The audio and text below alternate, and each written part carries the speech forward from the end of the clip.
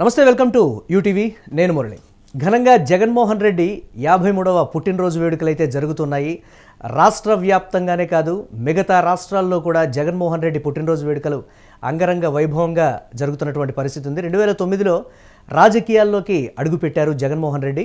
2011లో వైఎస్ఆర్సీపీని స్థాపించారు ఆయన. ఇక 2014లో ప్రతిపక్షానికి పరిమితమైంది వైసీపీ. అలాగే 2019 ఎన్నికల్లో భారీ విజయం సాధించారు జగన్మోహన్ రెడ్డి. అలాగే 2024 ఎన్నికల్లో దారుణమైన ఓటమిని కూడా చూశారు ఆయన. మరోసారి పాదయాత్రకు వైఎస్ జగన్మోహన్ రెడ్డి సిద్ధమవుతున్నారు. ప్రజల్లోకి వెళ్తున్నారు, ప్రజలతో మమేకం కానున్నారు, వారి సమస్యల్ని అడిగి తెలుసుకున్నారు. అలాగే కార్యకర్తల్ని కూడా మళ్ళీ యాక్టివేట్ చేయనున్నారు. నేరుగా అధినేతే రాబోతున్నటువంటి నేపథ్యంలో కార్యకర్తలు కూడా ఒకంత ఉత్సాహంగా ఉన్నటువంటి పరిస్థితి ఉంది. రాజకీయాల్లో ఎన్నో ఒడిదుడుకులు చూసినటువంటి పరిస్థితి అయితే జగన్మోహన్ రెడ్డి విషయంలో ఉంది. కలబడ్డారు, నిలబడ్డారు, మళ్ళీ పోరాడతారు, మళ్ళీ గెలుస్తారని అయితే కార్యకర్తలు చెప్తున్నటువంటి పరిస్థితి ఉంది. జగన్మోహన్ రెడ్డికి పుట్టినరోజు శుభాకాంక్షలు చెప్తూ దీనికి సంబంధించి ఆయన ప్రస్థానానికి సంబంధించి కూడా మనతో మాట్లాడటానికి మాకిరెడ్డి పురుషోత్తం రెడ్డి గారు లైవ్లో సిద్ధంగా ఉన్నారు. పురుషోత్తం గారు నమస్తే. నమస్తే మురళి గారు. జగన్మోహన్ రెడ్డి గారి రాజకీయ ప్రస్థానం కావచ్చు, లేకపోతే ఆయన నిలిచి గెలిచినటువంటి విధానం, పోరాడి నిలిచి గెలిచినటువంటి విధానం, మళ్ళీ పోరాటానికి సిద్ధమైనటువంటి పరిస్థితి, ముఖ్యంగా ఆయన అభిమానులు కావచ్చు, కార్యకర్తలు కావచ్చు, ఆయన మొండితనం గురించి పర్టికులర్గా చెప్తూ ఉన్నటువంటి పరిస్థితి ఉంది. ఎవరితో పొత్తు పెట్టుకోవడం కావచ్చు, లేకపోతే ఇతరత్ర దీని అన్నిటికీ సంబంధించి ప్రధానంగా ఇప్పుడు చర్చ జరుగుతోంది. అలాగే గత సంవత్సరం లేనటువంటి స్థాయిలో కూడా కార్యకర్తలు యాక్టివేట్ అయ్యారు. అన్ని నియోజకవర్గాల్లో కూడా అత్యంత ఉత్సాహంగా సంబరాలు జరుపుకుంటున్నటువంటి పరిస్థితి కూడా ఉంది. ఫ్లైట్లో కూడా ఒక చిన్నారి శుభాకాంక్షలు చెప్పినప్పుడు ఆయన ఎంత ఆనందపడ్డారో మనం కూడా ఒక విజువల్ రూపంలో చూసాం. ఏంటి అసలు దీనికి సంబంధించి జగన్మోహన్ రెడ్డి గురించి ఏం చెప్తారు మీరు? మురళి గారు, ఈరోజు వైఎస్ జగన్మోహన్ రెడ్డి గారి జన్మదినం. వారికి, వారి అభిమానులకు, వారి పార్టీ కార్యకర్తలకు శుభాకాంక్షలు. ఒక ప్రజా జీవితంలో ఉన్నటువంటి ఒక ముఖ్యమైన నాయకుడి గురించి కానీ, లేదా రాజకీయ జీవితంలో ఉన్న వాళ్ళ గురించి కానీ వారి యొక్క ప్రస్తావనని చర్చించుకోవడం పుట్టినరోజు ఒక మంచి అవకాశం, మంచి సందర్భం కూడా. ఖచ్చితంగా జగన్మోహన్ రెడ్డి గారు భారత రాజకీయాలలో, తెలుగు రాజకీయాలలో ఒక అసాధారణమైనటువంటి వ్యక్తిత్వం, ఒక అసాధారణమైనటువంటి శక్తి సామర్థ్యాలతో నిలబడిన వ్యక్తి. మీరు ప్రైమరీగా చెప్పినట్టు కలబడ్డాడు, నిలబడ్డాడు, తడబడతాడు, పోరాడతాడు. తడబడుతుంటే తలపడతాడు, ఎవరితోనైనా తలపడి విజయానికి మార్గాన్ని ఎంచుకునే మనస్తత్వం జగన్మోహన్ రెడ్డి గారిది. జగన్మోహన్ రెడ్డి గారి యొక్క అరుదైన వ్యక్తిత్వం ఎందుకు అంటున్నా ఉంటే, జగన్మోహన్ రెడ్డి గారికి రెండు కోణాలు ఉన్నాయి. ఒక కోణం పోరాడతాడు, తలబడతాడు, మొండి, తాడోపెడో తేల్చుకుంటాడు, ఎలాంటి పరిస్థితిని ఎదుర్కొంటాడు, మొండి ఘటం. ఇది ఒకవైపు. అంతకు మించినటువంటి ఒక విజనరీ, ఒక ఇంటలెక్చువాలిటీ ఆయనలో దాగి ఉంది. అయితే ఈ తలబడడం, ఈ మొండితనం, ఈ ఫెరోషనెస్ అనేది జగన్మోహన్ రెడ్డి గారిని ఒక మాస్ ప్రజానాయకుడిగా కనపడించినే కానీ అది ఒక రకంగా ఆయనలో ఉన్న ఇంటలెక్చువాలిటీని, ఆయనలో ఉన్న విజనరీని కప్పెట్టేసింది. అంటే కనపడకుండా అంతగా డామినేట్ చేసేసింది. దాని వల్ల ఆయన కొంత నష్టం కూడా జరిగింది.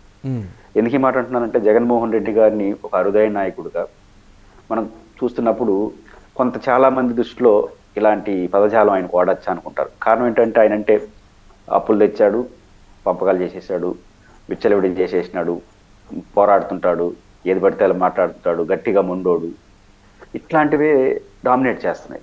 కానీ ఆయన వెనకాల ఉన్న విజనరీ డామినేట్ చేయకపోవడం, ప్రజల ముందుకు రాకపోవడంలా కొంత నష్టం కూడా జరిగింది ఆయనకి. ఇప్పుడు జన్మదిన సందర్భంగా రెండు అంశాలను మనం వేరే చేసుకోవాలి. ఫస్ట్ పాయింట్, ఆయన మొండితనం, ఆయన తెగువ, సాహసం ఆయన్ని రాజకీయాల్లో ఒక శాశ్వతంగా గొప్ప వ్యక్తిగా తీర్చిదిద్దింది. ఎప్పుడు కూడా ఒక సాఫీ అయిన జీవితంలో ఎదిగినటువంటి మనిషి ఎదుగుదల కానీ, గుర్తింపు కానీ కొన్ని పరిమితులు ఉంటాయి. సాఫీగా జరిగితే ఏదో తండ్రి, లేదా ఒక ఆస్తికి వారసుడు, లేదా రాజకీయ వారసత్వం, దీనికి వచ్చేసి వెంటనే పదవి తీసుకొని పెద్ద పెద్ద పొజిషన్ అవ్వడం, ఎక్కువ కాలం పరిపాలించడం, ఒక తరహా అభివృద్ధి ఒక ఆగిపోతున్నాడు. కానీ అన్ని పోరాడి సాధించుకున్నాడు. పార్టీ పెట్టడం పోరాటం, నిలబడడం పోరాటం, ప్రతిపక్షం ఉండడం పోరాటం, మళ్ళీ అధికారం రావడం పోరాటం, మళ్ళీ ఓడిపోవడం, మళ్ళీ గెలవడానికి ప్రయత్నించడం, ప్రతిదీ పోరాటం చుట్టూ నడుస్తున్నాయి. ప్రతి ప్రయత్నం, ప్రతి అడుగు చుట్టూ ఒక పద్మవ్యూహంలో అభిమన్యుడికి ఎట్లాంటి ఇబ్బందులు ఎదుర్కొన్నాడో ఈయన కూడా అట్లాంటి ఎదుర్కొంది. దాని నుంచి బయటపడి విజయం సాధించాడు కాబట్టి ఇంత క్రేజ్ జగన్ గారి. ఇప్పుడు చాలా మంది దృష్టిలో చాలా మంది రాజకీయ నాయకులు ఉన్నారు. జగన్ గారితో పాటు చంద్రబాబు నాయుడు గారు, పవన్ కళ్యాణ్ గారు, లోకేష్ గారు, చాలా మంది రాజకీయ వాళ్ళని తక్కువ అని నేను అన్నాను. కానీ వాళ్ళు ఎవరికి లేని క్రేజ్ ఎందుకు వస్తా ఉంది? సినిమా హీరో కూడా కాదు. కానీ ఎందుకు వస్తా ఉందంటే ప్రతి విజయం వెనకాల ఒక స్ట్రగుల్, ఒక ఫెరోస్నెస్, ఒక తెగింపు. ప్రతి స్ట్రగుల్ అడుగు చుట్టూ ముళ్ళ కంచెలు, దాన్ని ఎదుర్కోవడం కోసం స్ట్రగుల్, దాని నుంచి విజయం. ఇది ఆయన్ని హీరోని చేసింది. సాధారణ ప్రయాణంలో గెలిస్తే ఒక రకం ఉంటుంది, 10 మందితో తలపడి నిలబడి గెలవడం అనేది మనిషిని పెద్ద స్థాయి తీస్తుంది. ఆ రకంగా జగన్మోహన్ రెడ్డి గారు రాటుతెలారు. ఎందుకు ఈ మాట అంటున్నానంటే, మీరు గమనంలో పెట్టుకుంటే వైఎస్ఆర్ కాంగ్రెస్ పార్టీ అనేది స్థాపించకముందే రాజశేఖర రెడ్డి గారి మరణం తర్వాత ఒక ఓదార్పు యాత్ర వెళ్ళాలని నిర్ణయం తీసుకున్న వెంటనే ఫస్ట్ అందరూ పట్టించుకోలేదు. కానీ జనంలో వస్తున్న స్పందన చూసిన తర్వాత దాన్ని అడ్డుకట్టడం కోసం కాంగ్రెస్ పార్టీ పూనుకోవడం, ఆయన వినకపోవడం, అల్టిమేట్గా ఆయన జైలుకు పోవడం. ఆయన జైల్లో ఉన్నప్పుడు పార్టీ పుట్టుక ప్రారంభమైంది. జైల్లో ఉండంగానే 16 నెలలు జైల్లో. ఏంటి అది కేసు? తీవ్రమైన అవినీతి ఆరోపణల కేసులో 16 నెలలు జైల్లో ఉన్నాడు. 16 నెలలు జైల్లో నుంచి బయటకు రావడం ఒక ఇబ్బందికర పరిస్థితే కదా. కేసు నిలుస్తుందా, నిలవదా, కక్ష సాధింప, అవన్నీ కోర్టు తేలుస్తుంది. నా పాయింట్ ఏంటంటే, ఒక రాజశేఖర రెడ్డి గారు వారసుడిగా ఒక గొప్ప చరిత్ర ఉన్న కుటుంబం నేపథ్యం వరకే పరిమితం అయితే ఆయన ప్రయాణం ఈజీగా ఉండేది. ఒక తీవ్రమైన అవినీతి ఆరోపణ కేసులో 16 నెలలు జైలు నుంచి బయటకు వచ్చిన పరిస్థితి ఏంటి?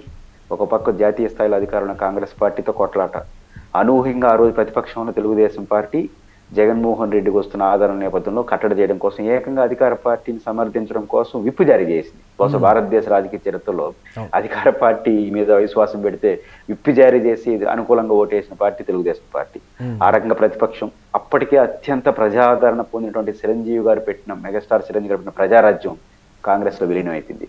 జగన్ గారికి వ్యతిరేకంగా ఒక రకంగా చెప్పాలంటే. అదే సందర్భంలో ఆంధ్రప్రదేశ్ తెలంగాణ మధ్య ప్రాంతీయ పోరాటాలు, అంటే తెలంగాణ ఉద్యమం, ఇన్ని అడ్డగోడల మధ్య ఆయన బయటకు వచ్చి పార్టీ నిలబెట్టాడు.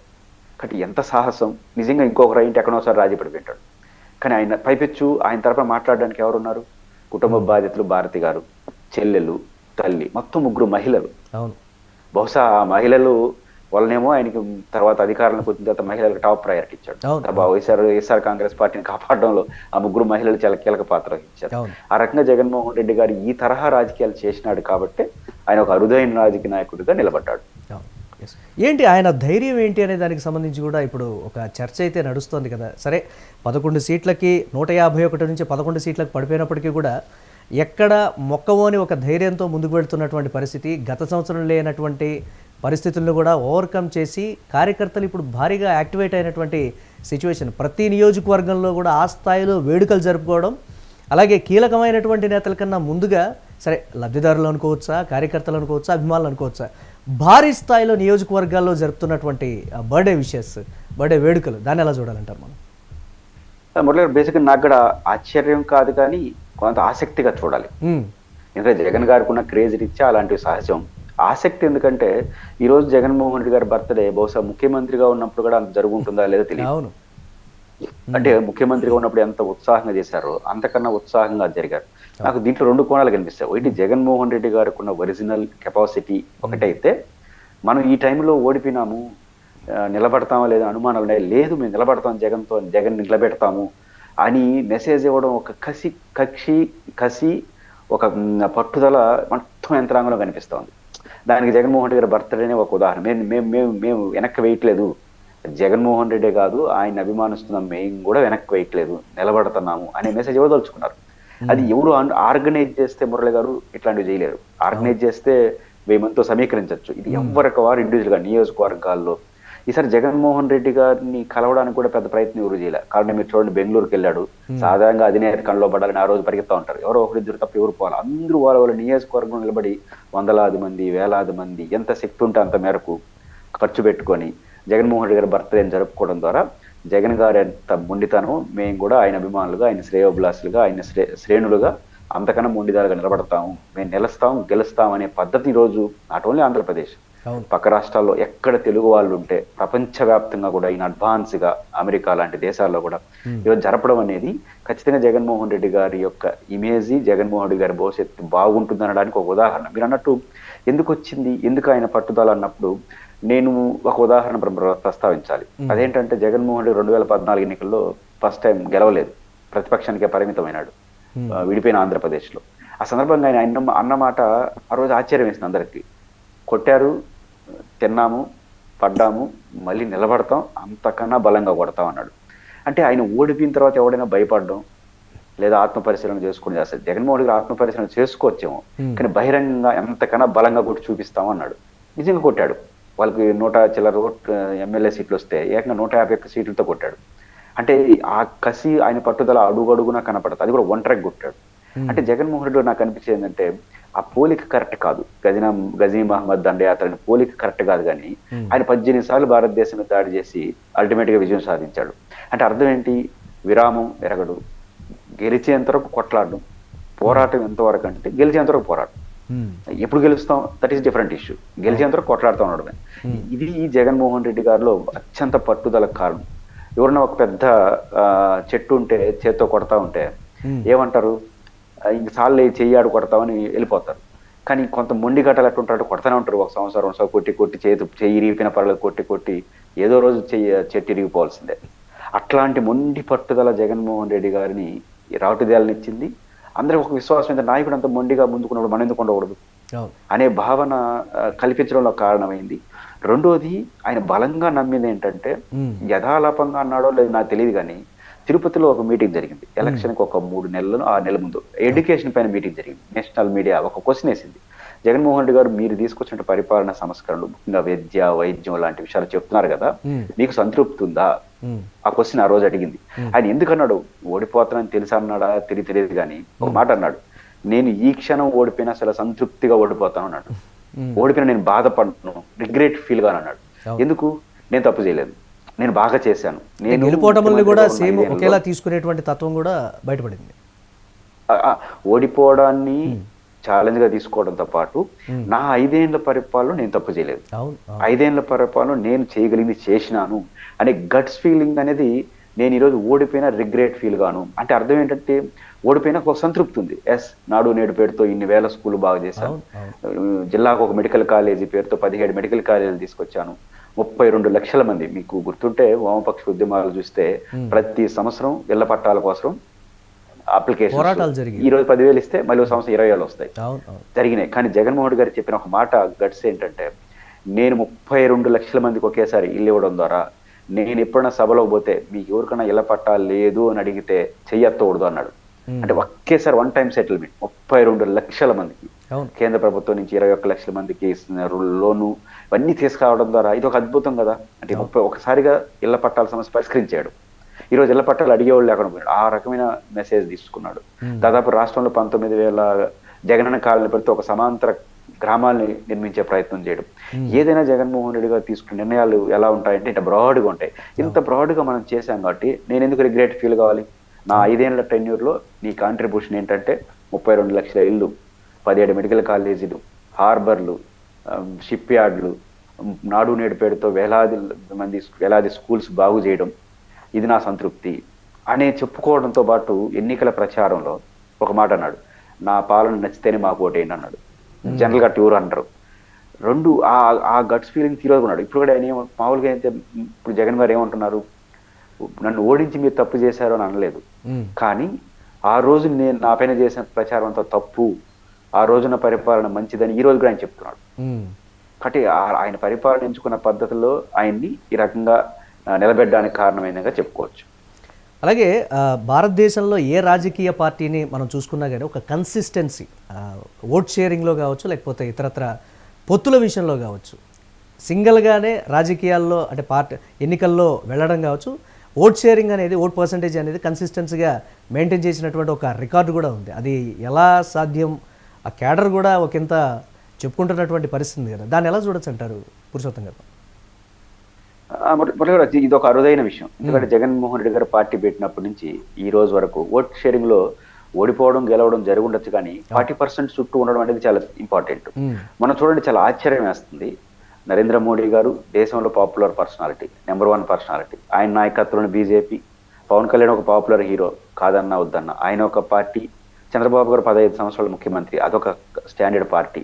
ఇంతమంది ముగ్గురు కలిస్తే వచ్చిన ఓట్లు 1,82,00,000 అయితే, ఘోర పరాజయంలో జగన్మోహన్ రెడ్డి యాజ్ ఇండివిజువల్ వచ్చిన ఓట్లు 1,32,00,000. అవును. అంటే 1,32,00,000 మంది ఈ రోజు మనం లెక్కలేసుకొని కూడికలు తీసివేసలేస్తే ఒక ఇండివిజువల్గా ఆలోచించినప్పుడు ఘోర పరాజయంలో కూడా Jaganmohan Reddy is number one.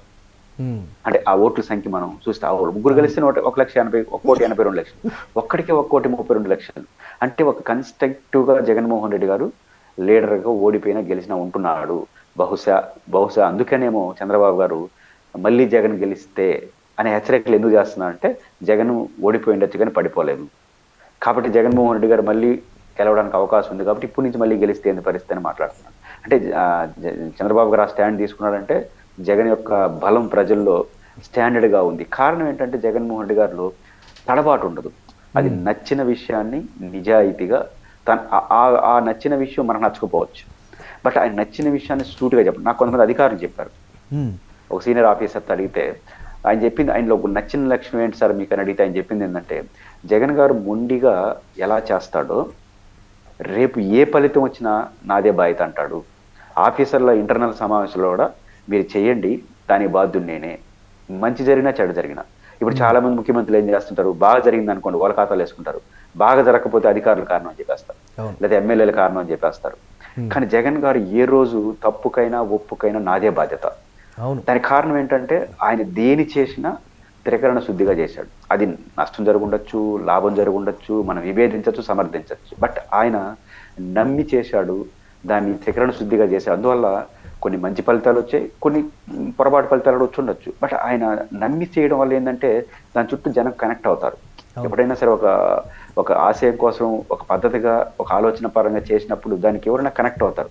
అలా కాకుండా లెక్కలేసుకొని ఈ పని చేస్తే నాకెంత లాభం, నాకెంత నష్టం, ఈ పని చేసి తీయకపోతే వాడికి ఎంత నష్టం, నాకెంత లాభం అని లెక్కలేసుకొని చెప్పే రాజకీయానికి లెక్కలే మిగులుతాయి. ఉమ్, కానీ ఈ లెక్కలేయడు.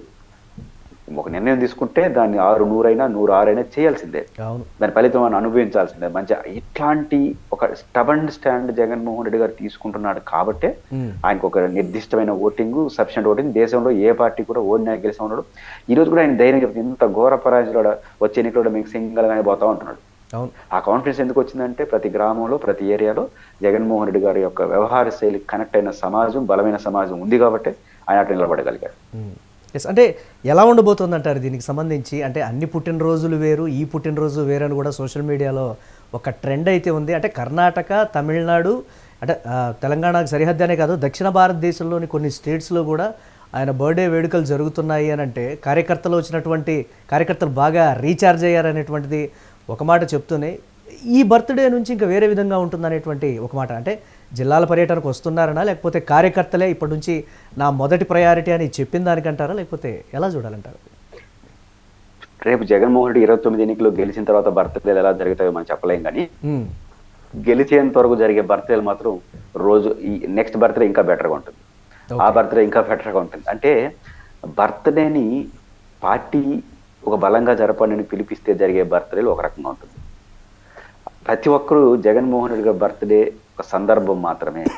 ఈ సందర్భాన్ని ఉపయోగించుకొని జగన్మోహన్ రెడ్డి గారి లాగా మేము కూడా మొండిగా, ధైర్యంగా, ఫెరోసస్గా వెళ్తాము, కసిగా రేపు గెలవాలి, కసిగా పట్టుదలతో గెలవాలి అనే కసి అనేది ప్రతి కార్యకర్తల్లో కనపడింది. ఈరోజు బర్త్డే చేసుకున్న అందరిలో ఒక కసి ఏంటంటే మళ్ళీ జగన్ గారు ఆడ కూర్చోబెట్టాలి, ఆయన ప్రతినిధిగా మేము కాలు వేసుకుని నిలబడాలి. అంటే నాయకులు వెళ్ళిపోతున్నప్పటికీ కూడా పురుషోత్తం గారు, కీలకమైనటువంటి నేతలు వెళ్ళిపోతున్నప్పుడు కూడా ఎక్కడా చలించినటువంటి మనస్తత్వం, కావాలంటే మనం కొత్త నాయకత్వాన్ని కూడా మనం తయారు చేసుకోగలం, గ్రామాన కావచ్చు, లేకపోతే ఇతరత్ర కావచ్చు. నాయకులు వెళ్ళిపోయినంత మాత్రాన పార్టీకి నష్టమేమీ లేదని, లేకపోతే చలించినటువంటి ఒక మొండి గుండె అనేటువంటి ఒక మాట కూడా చెప్తూ ఉంటారు కార్యకర్తలు. నాయకులు వెళ్ళిపోయారా, కార్యకర్తలు మనతోనే ఉంటారనేటువంటి, ఏంటి ఆ ధైర్యం? దాన్ని ఎలా చూడాలంటారు మనం? మురళి గారు బేసిక్ గా జగన్ గారు మొదటి నుంచి కూడా నాయకులను ఎప్పుడు ఆయన నమ్ముకోలేదు, నాయకులు నమ్ముకోలేదు, చుట్టుపక్కల కూడా నమ్ముకోలేదు. ఆయన నమ్మకం ఒకటి, ఆయన అభిమానించే ప్రజలు, ఆయన కోసం తపించే కార్యకర్తలు, ఆయన నమ్మే భగవంతుడు, దేవుడు, ప్రజలు, కార్యకర్తలు ఆయన కోసం. అంటే ఆయనతో నేరుగా లబ్ధి పొందిన వాళ్ళు, ఆయన అంటే అభిమానించే వాళ్ళు, ప్రజలు, దేవుడు తప్ప ఎవరిని ఆయన నమ్మడు. కానీ ప్రజలు దేవుడు నమ్ముకున్నప్పుడు నాయకులతో ఆయనకి ఏం పని ఉంది? నాయకులు కూడా ఒక ఇంపార్టెంటే. కాబట్టి ఈ రెండు ఉన్నప్పుడు ఖచ్చితంగా ఉండేవాళ్ళు నాతో ఉంటారు, ఉండని వాళ్ళు పోతారు. వస్తున్నప్పుడు విజయసాయి రెడ్డి గారు పార్టీ మారే సందర్భంలో విజయసాయి రెడ్డి గారు మార్పుకు సంబంధించి మీరు ఏమన్నా స్పందిస్తారంటే ఆయన సంగతి ఏంటో కానీ ఇంకా ఒకరిద్దరు పోయేట్టుకుంటారు, పొమ్మని చెప్పు అన్నాడు. ఎవరన్నా ఒక రాజకీయ నాయకుడు పోతే విజయసాయి రెడ్డితో కూడా మాట్లాడతాము, సరిదిద్దుకుంటాము, ఇబ్బంది లేకుండా చూస్తాం అనాలి. ఆయన అది కాకుండా నిజానికి మళ్ళీ ఒక ఊరు ఇద్దరు పోలా. కానీ ఆయన చెప్పిన మాట ఏంటంటే ఇంకొక ఇద్దరు పేర్లు వినిపిస్తున్నాయి, ఎవరు బొమ్మను అని చెప్పినాడు. అంటే పోయే వాళ్ళని సంతృప్తిపరచడం, ఉండేవాళ్ళు బాగుండి అని మాట్లాడుతున్నాడు. మిమ్మల్ని మేము నమ్ముకోవట్లేదు, మీ మీద ఆధారపడి లేను, నేను ప్రజల్ని, దేవుణ్ణి, కేడర్ని మాత్రమే నమ్ముకుంటున్నానని బలంగా ఎందుకు చెప్తున్నా అంటే వాళ్ళు నమ్ముకుంటే పార్టీ బలంగా ఉంటుంది. ఈరోజు ఒక నాయకుడు పదవి వస్తే ఉంటాడు, పోతాడు, లేకపోతే ఉంటాడు. కానీ వాళ్ళని నమ్ముకుంటే ఏడు బతుకుతాం? ప్రజలనే వాళ్ళు నాతో ఉంటే ఇప్పుడు ఘోరంగా ఓడిపోయినాడు. 151 మంది ఎమ్మెల్యేల నాయకుడు జగన్, ఈరోజు 11 మంది ఎమ్మెల్యేల నాయకుడు జగన్. 151 ఎక్కడ, 11 ఎక్కడ? కానీ 11 ఉన్నప్పుడు 151 నాయకుడుగా ఎంత ధైర్యంగా నిలబడ్డాడు, 11 మంది ఉన్నప్పుడు అంతే ధైర్యంగా నిలబడుతున్నాడు. రీజన్ ఎమ్మెల్యేలు కాదు, నా వెనకాల ఉన్న ప్రజలు ఉన్నారని. ప్రజలు నమ్ముకున్నాడు కాబట్టే ఎమ్మెల్యేల సంఖ్య తారుమారైనా ఆయన క్యారెక్టర్ తారుమారు కావట్లా. అదే ఎమ్మెల్యేలు సంఖ్య మీద ఆధారపడేవాడు భయభ్రాంతులు గురైంటాడు, నిరాశపడిపోయింటాడు. జగన్ గారు ఎప్పుడు ప్రజలే నమ్ముకున్నాడు కాబట్టి 151 ఉన్నప్పుడు ఎమ్మెల్యేలకు ఉన్నప్పుడు ఎంత ధైర్యం నిలబడ్డాడు, 11 మంది ఉన్నప్పుడు అంతే ధైర్యం నిలబడుతున్నాడు. కాబట్టి ఆయన నాయకులు నమ్ముకోడు, కేవలం దేవుణ్ణి, ప్రజల్ని, కార్యకర్తలు నమ్ముకుంటాడు. అదే ఆయన బలంగా నిలబడడానికి ఒక కారణంగా చూడొచ్చు.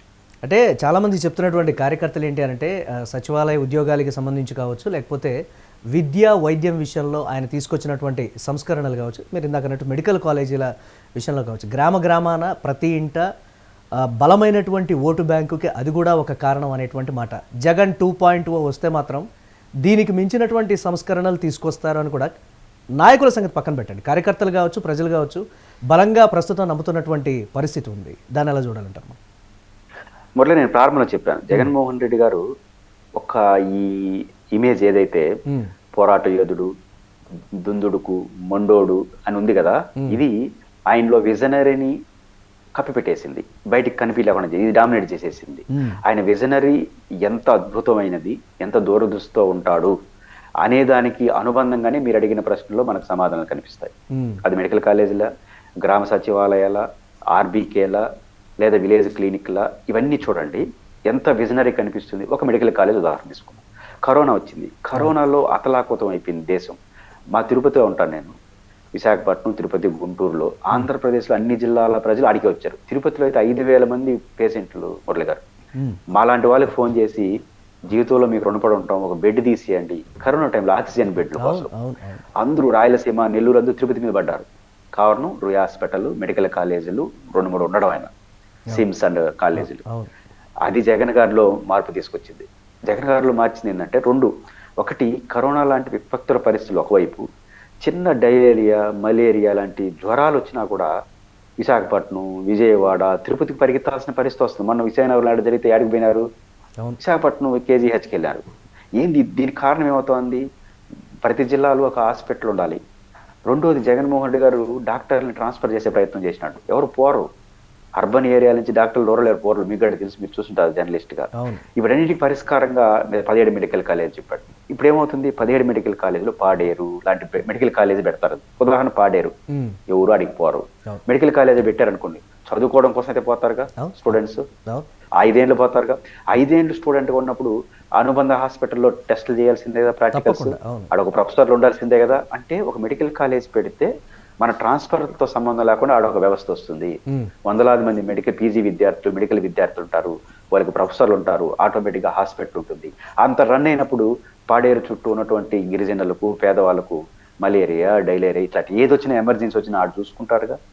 ఆ రకంగా ప్రతి జిల్లాలో మెడికల్ కాలేజీ, దాని అనుబంధంగా హాస్పిటల్స్, టీచింగ్ హాస్పిటల్ ఉంటే ప్రతి జిల్లాలో ఒక సూపర్ స్పెషాలిటీ వైద్యం అందుతుంది. అప్పుడు ఒత్తిడి తగ్గిపోతుంది. ఆ రకంగా ఒక దూరదృష్టితో కరోనా టైంలో మనం 17 మెడికల్ కాలేజీలు మనం చూడొచ్చు. 2, ఈరోజు గ్రామ సచివాలయ వ్యవస్థ ఉంది. మీరు కూడా ఒక జర్నలిస్ట్గా మనం చాలా ఏళ్ళు చూస్తాం. మీ రాజధాని అంటే ఏం చెప్తాం? హైదరాబాద్, ఢిల్లీ, అమరావతి చెప్తాం. ఈరోజు మీరు చాలా మంది ప్రజలు పోయి మీ రాజధానిని అడగండి, మీ సెక్రటేరియట్ అని అడగండి, మా పక్కుంది సార్ అంటాడు.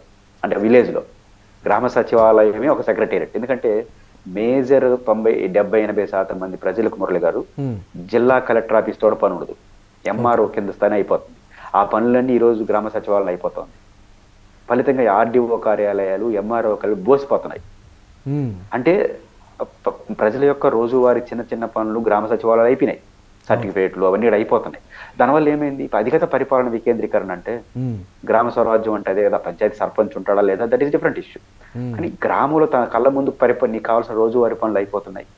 దానికి 1,30,000 మంది ఉద్యోగులు పర్మనెంట్ ఫిలప్ చేశాడు. మరోవైపు 2,70,000 మందిని వాలంటీర్లు పెట్టాడు. దీంట్లో ఒక లాజిక్ చూడండి. ఇప్పుడు చంద్రబాబు నాయుడు గారు కావచ్చు, ఎవరైనా కావచ్చు, నిరుద్యోగ భృతి 3,000 అన్నారు. ఎంతమందికి ఇచ్చాడు? 10,000 మందికో 1,00,000 మందికో ఎంతమందికో ఇచ్చినట్టున్నారు. ఏది నిరుద్యోగ భృతి మహా అంటే 2-3 లక్షలకి ఇస్తారు. జగన్ గారు 3 లక్షల మందికి ఇంకొక 2,000 అదనంగా, అందరూ నిరుద్యోగులేక, డిగ్రీ హోల్డర్ లేక 5,000 ఇచ్చి సామాజిక పనులు కూడా చేయించేసినారు. అంటే ఒక పక్క నిరుద్యోగ భృతి 3,000 బ్యాంకులో కంటేసి నేను ఇచ్చానని చెప్పుకొని చేతులు దొట్టుకోవడం కాకుండా ఒక 3 లక్షల మంది నిరుద్యోగులకి ఒక 5,000, 7,000 ఇచ్చి పనులు చేయించారు. ఆ రకంగా అకౌంటబిలిటీ ప్లస్ నిరుద్యోగ భృతి 2 వచ్చింది. ఎంత దూరదృష్టి ఆలోచించినటువంటి చర్య అది. ఇది ఒక మనకి ఉంది. ఆర్బీకేలు, రైతు భరోసా కేంద్రాలు, ఈరోజు రైతు భరోసా మీద ఎఫెక్ట్గా రైతు భరోసా కేంద్రాలు, ఒక హార్టికల్చర్, ఒక పశు వైద్యులు అనుసంధానం జిల్లా గ్రామాల్లో ఏ పంట వేసుకోవాలి, ఏ పంట వేసుకోకూడదు, పంట గిట్టుబాటు ధర వచ్చినప్పుడు ఏం చేయాలి, ప్రభుత్వానికి మిల్లర్లకి, ప్రభుత్వానికి వ్యాపారస్తులకి అనుసంధానం, ఇవి చేయడం వల్ల ఎంతో కొంత బెటర్ పర్ఫార్మెన్స్ కనపడింది మనకు. ఇదొక అనుబంధం మనకు కనిపిస్తుంది. డాక్టర్, ఫ్యామిలీ డాక్టర్, నాకు కూడా కరోనా వచ్చినప్పుడు డాక్టర్ ఫోన్ చేసి మీ కరోనా పరిస్థితి ఏంది, మీకు ఆ మందు వేసుకోండి, ఈ మందు చెప్పాడు. ఎంత ధైర్యం! అంటే జగన్మోహన్ రెడ్డి కాన్సెప్ట్లు చాలా బలంగా ఉంటాయి. ఖచ్చితంగా ఇది కదా విజనరీ అంటే. విజనరీ అంటే ఏంటి? దూరదృష్టి ఆలోచన. ఈరోజు చంద్రబాబు నాయుడు గారు గ్రామ సచివాలయ పేరు మారుస్తున్నాడు, కానీ గ్రామ సచివాలయ వ్యవస్థ మార్చగలిగినట్టు. వాలంటీర్లు చేసే వాలంటీర్ చేసే పని ఏరే వాళ్ళతో చేయిస్తారు. అంటే ఆ పనులు అట్లే కొనసాగుతున్నాయి. ఈరోజు చాలా విషయాల్లో జగన్మోహన్ రెడ్డి గారు రోడ్ మోడల్ గానే వెళ్తున్నాడు. ప్రైవేట్ మెడికల్ కాలేజ్ 17లో పీపీపీ పద్ధతిలో ప్రైవేటీకరణ వెళ్ళొచ్చు, కానీ 17 మెడికల్ కాలేజ్ అయితే వద్దనలేదు, కావాలంటున్నాడు. అంటే జగన్మోహన్ రెడ్డి గారు వేసిన పునాదులు ప్రతి ఒక్కటి కొత్త ప్రభుత్వం కొనసాగించడమే జగన్మోహన్ రెడ్డి గారి అద్భుత విజనరీ కారణం. కాకపోతే ఆయనకున్న మొండితనం, ఆయనకున్న పెరోసెస్ అనేది ఆయన నాలెడ్జ్ ని బయటికి పొక్కనియట్లేదు, బయటికి రావట్లేదు. ఖచ్చితంగా అది కూడా రాగలిగితే ఇప్పుడు వస్తుంది. ఇప్పుడు 17 మెడికల్ కాలేజ్ నేను తెచ్చాను ఊరంతా తిరిగినాడు ఆయన ముఖ్యమంత్రి ఉన్నప్పుడు, ఎవరు పట్టించుకోవాలి. ఇప్పుడు ప్రైవేటీకరణ చేస్తానంటే దాని అద్భుతాలు తెలుస్తున్నాయి. కానీ జగన్మోహన్ రెడ్డి గారు ఓడిపోవడం ఒక రకంగా ఆయన విజనరీని బహిరంగపరచడానికి పరోక్షంగా ఉపయోగపడింది. రైట్.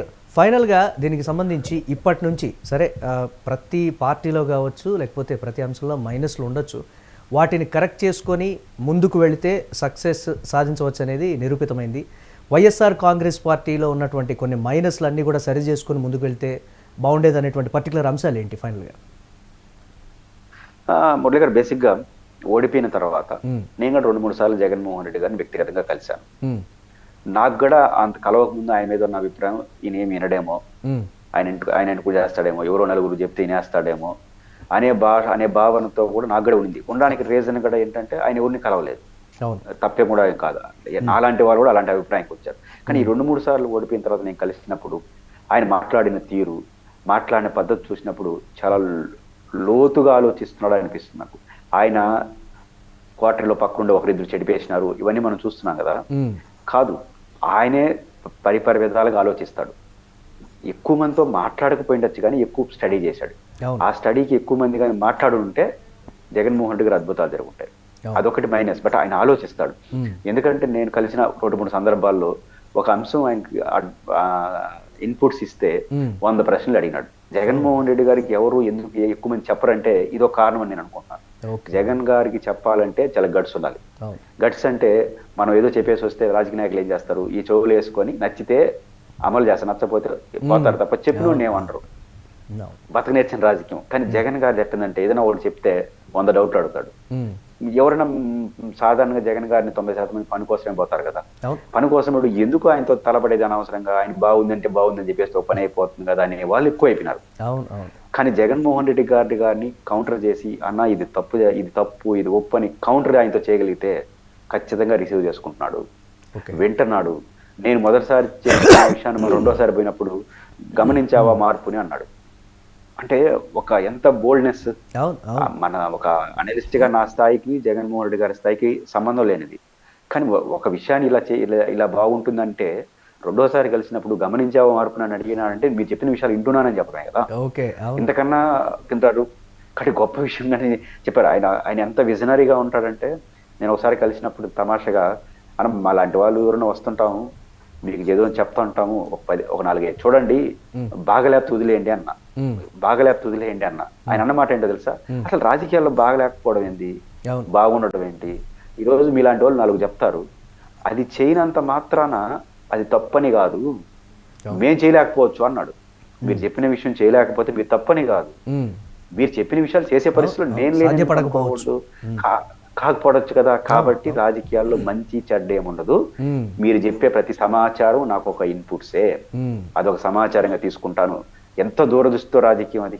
కాబట్టి జగన్మోహన్ రెడ్డి గారిలో నేను అనుకుంటుంది ఒకటి జగన్మోహన్ లో మార్పు జరగాల్సింది ఏంటంటే, నేను 2-3 సార్లు పర్సనల్ కలిసినాను కాబట్టి ఆయనలో ఇంత విజనరీ ఉండాలని చూశాను. జగన్మోహన్ రెడ్డి గారు ఏకైక పరిష్కారం అంటే ఆయన ఎక్కువ మందిని కలవడమే. ఎక్కువ మందిని కలిసేస్తే అర్థమైపోతాడు అది అందరికి. జగన్ అంటే అట్లంట ఇట్లంట అనుకుని అనే ప్రచారం పోవాలంటే ఏం చేయాలి? ఆయన ఎక్కువ మందిని కలవాలి. ఎక్కువ మంది కలిసినాడు అనుకో, జగన్ ఏంటో అర్థమైపోతుంది. కాబట్టి ఇది కానీ మార్చుకుంటే ఏమి మార్చుకోవాల్సిన అవసరం లేదు. జగన్మోహన్ రెడ్డి గారు వీలైనంత ఎక్కువగా, అంటే మాస్లోకి బాగా వచ్చేస్తాడు వేలాది మంది, లక్షలాది మందికి. అదేవిధంగా కొంతమంది లీడర్తో అట్లా కాకుండా వీళ్ళకి మధ్యలో ఉన్నటువంటి ఒక 1000 మందో 2000 మందిలో రాష్ట్రంలో వివిధ రంగాల ప్రముఖులు ఉంటారు. వాళ్ళని కానీ ఫ్రీక్వెన్సీగా జగన్ గారు కలవగలిగితే, విస్తృతంగా కిందకి రాగలిగితే, ఇంకా అల్టిమేట్ గా జగన్మోహన్ రెడ్డి గారికి తిరుగుండదు. Yes, right. Thank you Purushottam Reddy garu, మంచి విషయాలు చెప్పారు విజనరీ ఉన్నటువంటి నేతకు సంబంధించి. వన్స్ అగైన్ జగన్మోహన్ రెడ్డి గారికి పుట్టినరోజు శుభాకాంక్షలు చెప్తూ కూడా మళ్ళీ అధికారంలోకి రావాలని కోరుకుంటున్నటువంటి కార్యకర్తలు కావచ్చు, నేతలు కావచ్చు, పూర్తి స్థాయిలో రాష్ట్రాలకు అతీతంగా కూడా వేడుకలు జరుపుకుంటూ ఉన్నారు. మళ్ళీ మేము రీఛార్జ్ అయ్యాం, జగన్మోహన్ రెడ్డిని ముఖ్యమంత్రిని చేసేంత వరకు కూడా మేము విశ్రమించామనేటువంటి మాట అయితే చెప్తున్నారు. ఇవి ఇప్పటివరకు అప్డేట్స్. Keep watching UTV.